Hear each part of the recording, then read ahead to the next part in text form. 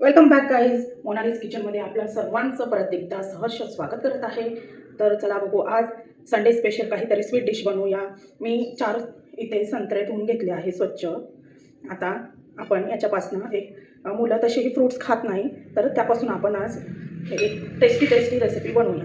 आता मी हे ऑरेंज आता स्वच्छ धुतलेले आहे. मी याच्यापासून छान शिरा बनवणार आहे. तुम्ही बघू शकता, खूप टेस्टी लागतो खायला आणि मुलंही आवडीने खातात. मुलं फ्रूट्स खात नाही, तर तुम्ही असं काहीतरी बनवून द्या त्यांच्यासाठी, ते नक्कीच खाणार.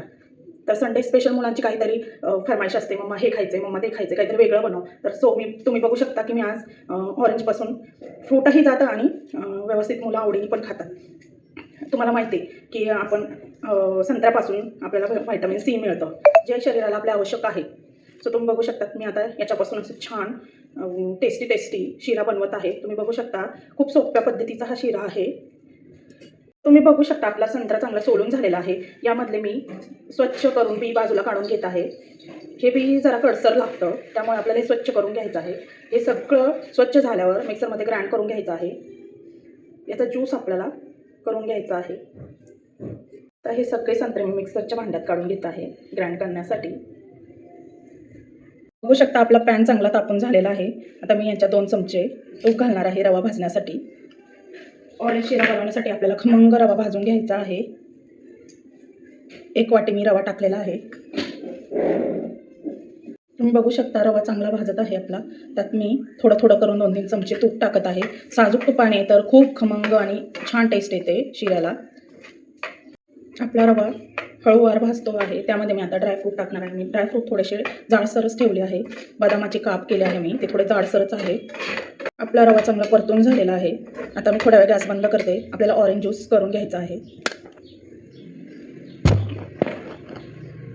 हे बघा, मिक्सरच्या भांड्यात मी चांगला ज्यूस ग्राइंड करून घेतलेला आहे. आता आपण त्याचे चांगला ज्यूस काढून घेऊ. चमच्याने चांगला हलवून याचा ज्यूस काढून घेऊ आपण. हे बघा, 4 ऑरेंजचा आपला ज्यूस रेडी आहे. आता या ज्यूसमध्ये आपण 2 ते अर्धी वाटी तूप घालणार आहोत. चांगलं मिक्स करून घ्यायचं आहे हे तूप.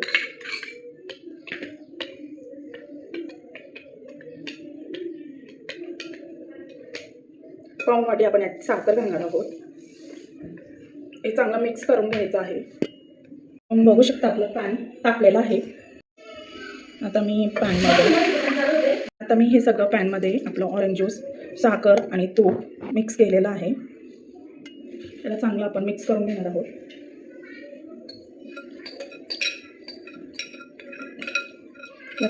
आपला ऑरेंज ज्यूस चांगलं उकळत आहे. आता आपण तो भाजलेला रवा यात मिक्स करणार आहोत. आता मी थोडा करून तो भाजलेला रवा या ज्यूसमध्ये टाकणार आहे.